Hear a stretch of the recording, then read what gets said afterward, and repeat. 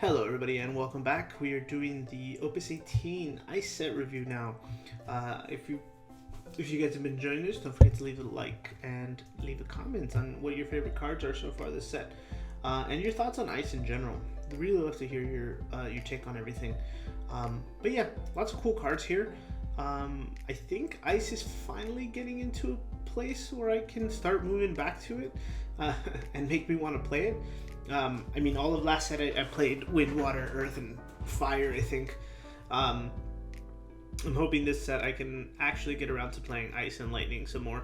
So, yeah, without further ado, let's start. Alhanellum. 2-cost backup, put Alhanellum into the break zone. During this turn, if a character enters the field by your opponent's summons or abilities, remove it from the game instead. Now, this one is going to be... I really want to hear your take on this, right? Because this one's been going on. There's been an argument in my at my locals about this one.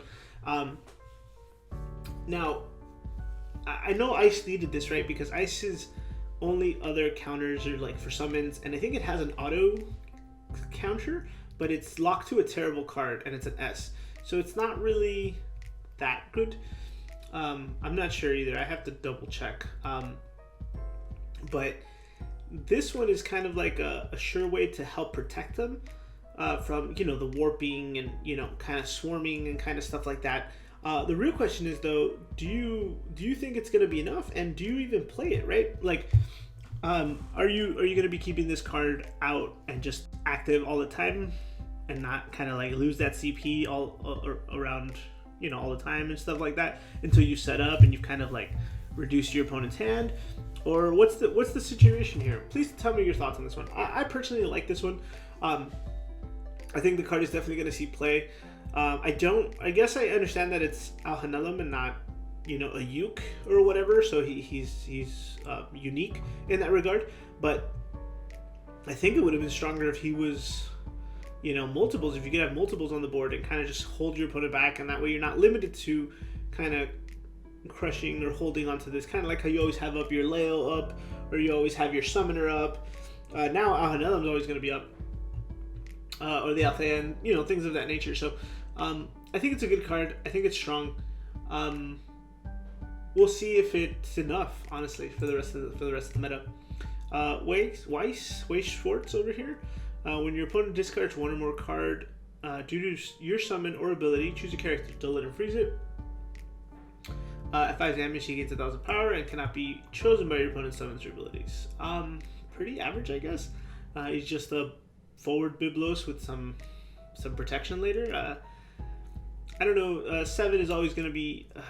he's a Sviet, so he's searchable. Right? I know we have a backup for that. L3, probably not so much anymore, but we'll see, I guess. I'm just not really impressed with this, so... Quistis. When Quistis enters the field, choose one forward until the end of the turn. He gains 2,000 power, and when this forward attacks, your opponent randomly discards a card.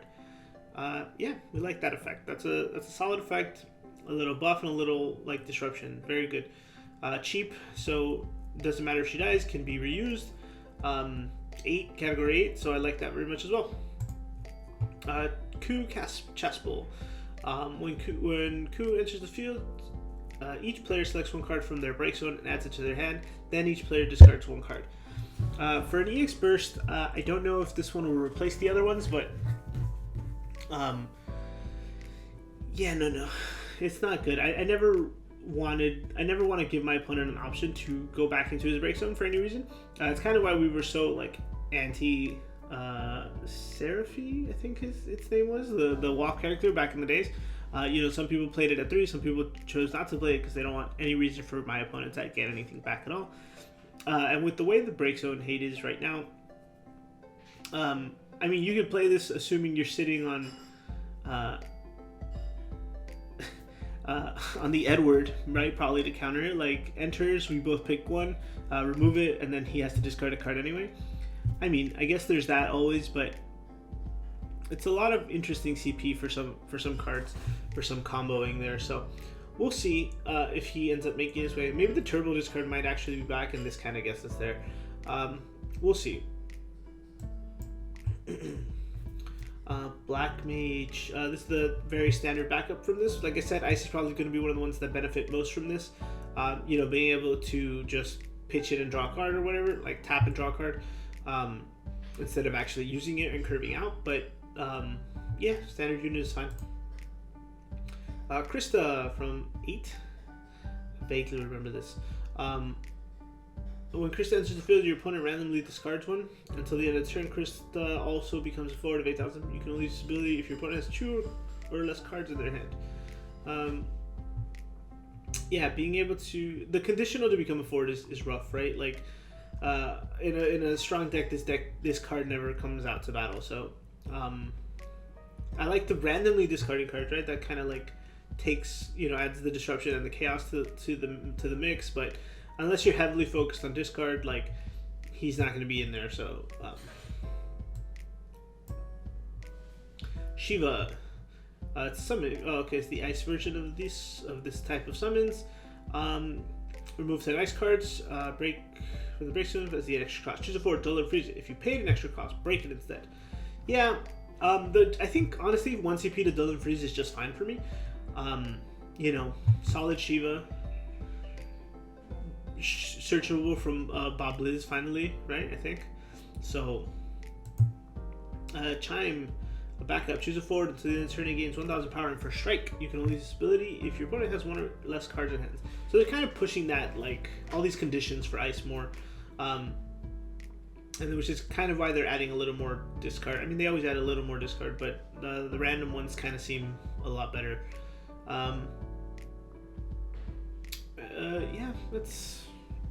It's weird. Theodore, the big boy. Warp 2 ice. If your opponent has 2 cards or less in their hand, Theodore gets 2,000 power, haste, and strike. When Theodore enters the field, your opponent immediately discards 2 cards. When he enters the field due to warp, your opponent discards an additional card. So, 2 autos on the stack there. Just if you're able to get this off, it's kind of crushing, honestly. And if not, if your opponent's overextending into this, you're just in so much of a better place. He's a black mage too, which is just like, why? I don't know. It's just I can see a lot of control here with the waltz and discard. Just kind of never let you do anything. He's going to be a tough one to crack, but hopefully we can figure it out and not deal with... Hopefully he's not too big of a problem, but he is very strong. Be very careful with this guy. If you see ice immediately, find a way to play around it, and he's a very strong card. Nuge. When Nuge enters the field, choose a dull forward, break it. Your opponent discards a card. Not bad. It happened to me during pre-release, so I can say this is an annoying card. Will it make it into a competitive deck, standard deck? Probably not. L3, we'll have to see. Narrow. When it narrows the field, you may search for a card named Weiss and enter your hand. And when a card named Weiss enters the field, your opponent discards a card. I guess. Another way to search him. I don't know if the Zviet's searchers also searches backups, but if it does, that's cool. You can go from that to this to the other guy, and kind of curve in. I think the costs are off, but still useful, I guess. Hane cannot be broken by your opposing summons or abilities that don't deal damage. Okay, and when Hane enters the field, choose up to 4 characters, freeze them. That's okay. I missed the old one. The dark one was such a powerhouse there, and I still think he might be relevant these days, but maybe not. This one's okay. I'm not too sold on it. And it's just freezing characters. Physalis, if you have 1 card or less in your hand, Physalis gets 2,000 power. Discard a card, remove the top 2 cards of your deck from the game. You can cast them at any time. You could normally cast them this turn. You can only use this ability during your turn and only once per turn. So that one's crazy, right? Like, I think it's interesting she's a knight here, and printing another Physalis might have been a little too early because the other one's already like a dangerous card, right? And in an FFB title world, both of them are very useful. So, this one's nice. Being able to cast things ahead of time in ice is very important. you know, the fact that you have to discard a card is rough because they already have enough issues like generating CP and kind of like maintaining that value. But hopefully this kind of speeds it up. It needs some testing in my head, but this is a very strong card. It deserves the H. So, Rune Fencer. When Rune Fencer enters the field or attacks, you may pay an ice. When you do so, choose a forward. Don't let him freeze it. This card's annoying in sealed or limited or whatever drafting. This card is pretty annoying. I'm not sure if it'll make its way into a competitive deck, but it's definitely annoying for those, for drafting and stuff like that. Phantasm Glow. When one or more mannequin forwards you control are chosen by your opponent's summons or abilities, you may pay 2. When you do so, cancel their effects. I like this. This is very good. I like that these mannequins are so cheap now, like all the new ones.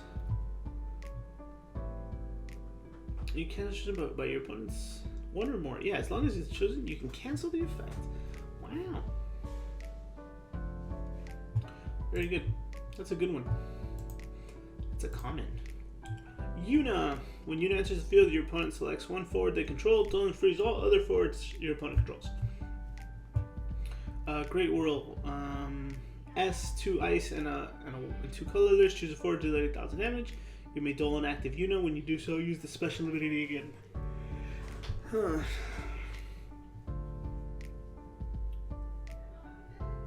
Okay. I wonder if there's a world where we can spin her up a few times and get have her clear some things. I don't know how much we'll have it in ice, but if we pair this ice and wind and ice and water, I want to say, you could probably get away with this. So I like her first effect, obviously, right? I mean, we're not going to concern ourselves too much with the Great Whirl. I don't remember this costume in FF10-2, but that's just me. Yeah, that first effect is very annoying. Maybe should see play. Can't say how many though. Laswell. When Laswell enters the field, if your opponent controls 4 more dual characters, draw a card. Laswell gains 2,000 power. Nah, pass. We like the other Laswell. And this is like, he looks so weird in this one. We talked about our Axstar in the last one, but we already know there's going to be a strong card. Dueling and freezing and killing things is going to be rough. Definitely a card to look out for. I talked about Caius as well, not big on him. The snow has a lot of potential, but ultimately will depend on how good the 13 engine is. Sid Hayes. I should probably save some of these when we talk about the wind stuff. Yeah, we'll skip the wind ones, and we'll leave that for the wind one, so make sure to check that one out. We're going to continue here with the Sephiroth, which is the other legendary. When Sephiroth, back attack, actually, which is crazy. When Sephiroth enters the field, choose a duel forward your opponent controls, break it. When Sephiroth attacks, your opponent, when Sephiroth attacks, select one of the following 2 actions. Your opponent discards a card, choose a forward of cost 2 or less, and break it. That first effect is crazy, right? Like, a few scenarios, right, that pop into mind. Yes, if your opponent attacks with something very important, you back attack it and break it, right? Because it's dull, in theory. The second scenario is you take the damage, your opponent swings with something weak, one of the 5 or 6 Ks. You back attack, break the dull one, block the other one, take 2, right? Next turn, he's going to attack, and then, start killing, break a 2 loss or make you discard. He's very cheap for what he does, and I think it's very strong. Being back attack makes him that much more of a threat, and this will probably be the first back attack. I mean, I loved, the Duke Longhorn very much, but a lot of people were sleeping on it. But I think this one will definitely add another element to the back attack that people have been waiting for. So he's very good. Lightning, haste. This is another H, so choose a forward, duel it. You can only use this ability while lightning is attacking. For an ice and a lightning, choose duel forward and break it. You can only use this ability while lightning is attacking. And then for 1 and tap, your opponent discards a card. You can only use this ability during your turn and only once per turn. Okay, so for 3 CP, I can duel something and break it while she's attacking, which is not bad, right? it's tough, you know, when you don't have the backups, right? Because you'd be overpaying for some of this stuff. But I think all in all, she's got some pretty solid abilities. I think she'll do good. I think Ice Lightning definitely needed more cards like this. This and the Sephiroth should help a lot. Laguna. When Laguna enters the field or attacks, select one of the following 2 actions. Choose an active forward, deal it 5,000. Choose a forward, dull it. Satellite laser, choose a forward, deal it 9,000 damage. Very simple. I don't know. I think we like the last Laguna better. I guess it's cool that he's, you know, dual color or whatever, and probably better for sealed than limited than anything else. But I think we'll probably stick with the Laguna for the same cost and the same power. I just prefer the other effects. And I say that mainly because the choose an active forward to deal the 5k isn't as great as we think, right? I hate the active part because that can easily be canceled by effects that require you to dull something, right? Like on cards that dull themselves or whatever. It's more feels bad when you pay for those things, right? And he doesn't even have haste to kind of like do the same effect in one turn. So it's like I don't need to worry about this one. I mean, obviously, I'm always happy to see more 8 characters, but yeah, no. Alright, guys, that's going to wrap it up for the Ice review. The highlights, the top 5s are definitely going to be Theodore, right? As far as L's go, Theodore and Sephiroth are very, very powerful. Their L rank or title, whatever, is deserved, I think. The other ones are going to be the Physalis. I think Lightning's very good as well. Alhanellum, and then Quistis, for sure. I'm still iffy about these 3, right? The Chew, the Black, the Chew and the Krista, and then I don't know, the Waste and the Nero. No thanks. Phantasm Grill's like good for the mannequin stuff. That's very nice. But yeah, let me know what you guys think about Ice. Are you guys gonna be going in on any of this? And again, if you're interested in hearing more on these 3, make sure to check out the win review. But yeah, thanks for listening. Make sure to leave your comments down below. Catch you on the next one, guys.